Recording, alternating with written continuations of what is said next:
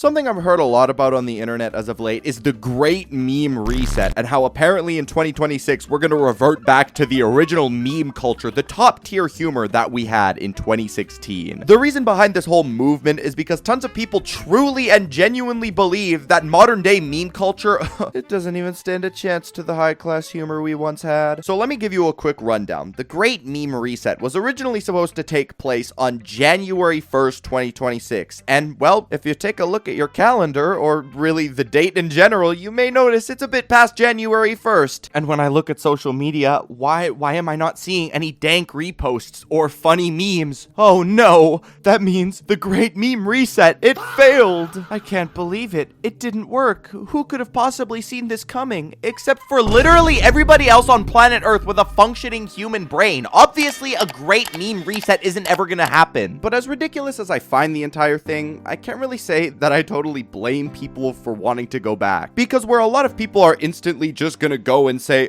it's rooted in nostalgia, I think it's a little deeper than that. This entire era takes place within 3 years, 2016, 2017, and 2018. Here there were a bunch of different iconic memes. For example, Tide Pods, Logan Paul, Uganda Knuckles, Big Chungus, SpongeBob, MLG memes. And although looking back in retrospect, seeing these, they're not that funny, man. They kind of suck. But one thing about them is undeniable: how much color there is. Maybe I'm just completely over-analyzing memes, but like, I mean, MLG was legitimately just straight rainbow colors. And it definitely did plant the early seeds of overstimulating edits with super loud air horns in the background and hit markers all over the place. But then if you take a look at modern day memes, a lot of them are just gray and brown. And maybe that's why a lot more people want to go back to when memes were more colorful and energetic. What? Oh, you just want to go back to a time because the memes were significantly funnier? Oh, yeah, man, okay. As somebody who's gone to college for Memeology, in fact, I have a PhD in it, meme culture seems to be pretty dependent on the time period it's taking place in. What I mean by that is that most of it takes current events or ongoing trends and almost uses it and turns it into a meme. Listen, I know I'm about to go full Redditor on you, but I'm about to analyze a meme, so hold on with me. When you look at this image, what's the first thing that you see? Apart from comedy gold, boy! You probably see E.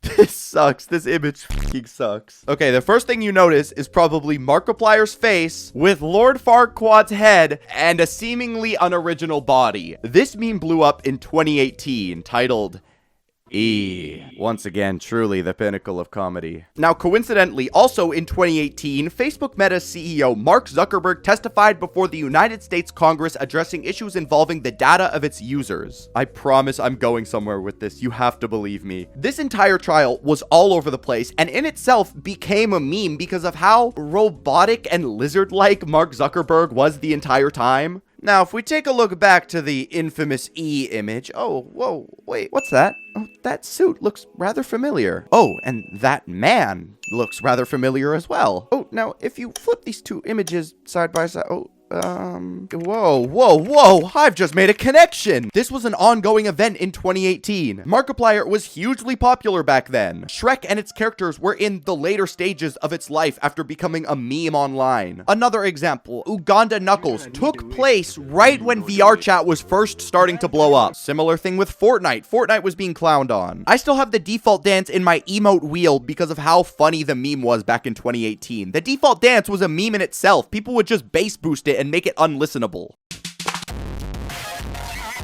I think a big part of the great meme reset is completely based in irony. People are looking back at this time and thinking, damn, these memes, they suck really bad. They're not funny at all. Let's just repost them and that's the entire joke. Woohoo! You know, it's kind of like what they did with the Ninja low taper fade meme. This dude Ninja kept dragging it for like an entire year to the point where eventually the meme became popular again. And that was the whole joke because it was so unfunny the first time. Maybe that's the type of approach they were trying to get at with the great meme reset. But again, as we've already seen, Not very successful so far. I definitely think something else that plays a factor into meme culture feeling so different and a little bit less authentic than it used to be is how much AI is being used. Listen, if it weren't obvious already, AI isn't a new topic on this channel. I've had my fair share of it. And listen, despite how many times I've already spoken about it, I'm not completely against it, believe it or not. There's definitely some benefits to AI, like you can cheat on your homework or your wife with it. But it gets to a point when it's invading literally every single facet of the internet, including meme culture. Sneakers O'Toole, Italian brain rot, those little niche fruits. People also integrated AI into 6-7, and hey man, I'm by no means saying 6-7 is the funniest meme on planet Earth because once the millennials got to it, that shit is garbage. But like, you couldn't even just leave a pre-existing video alone, you had to integrate some bullshit into it? I really feel that I should probably reiterate, I'm not totally against AI memes. Hey, I'm guilty, guys. Voice crack. Not only am I guilty of not hitting puberty, apparently, but I'm also guilty of the fact that I am a fan of the niche fruits. Not because they're artistic, not because they're funny,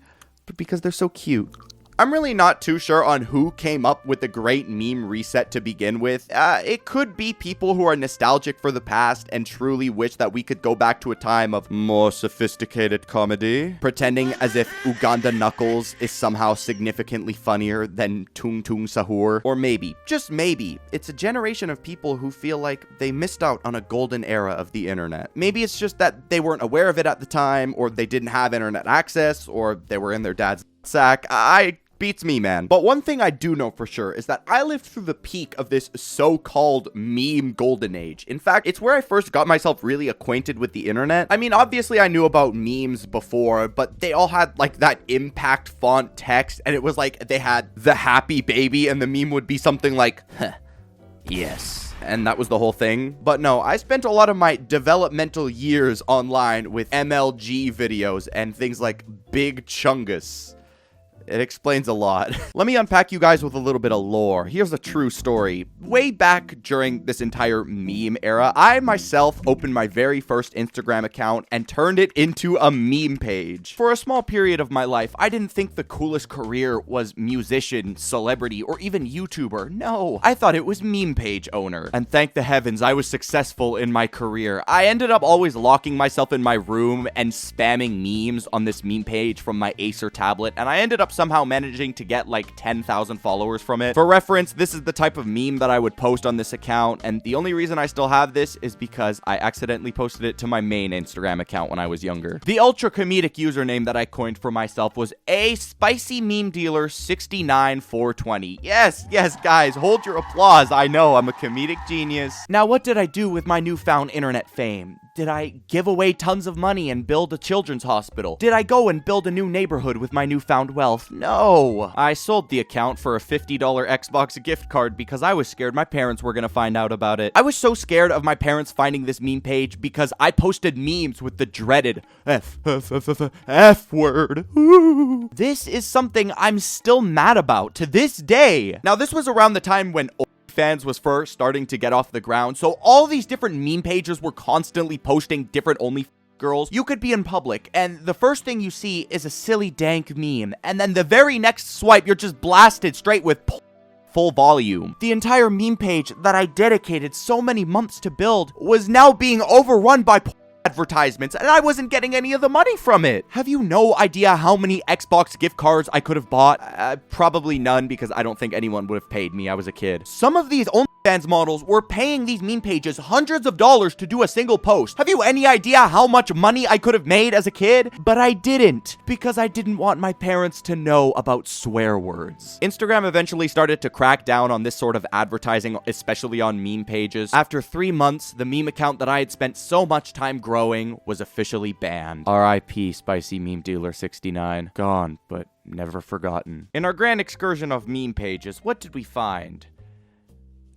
Nothing. Thank you guys so much for watching. Make sure to follow my Twitter, my Twitch, and my Instagram, and I will see you guys next week. Bye.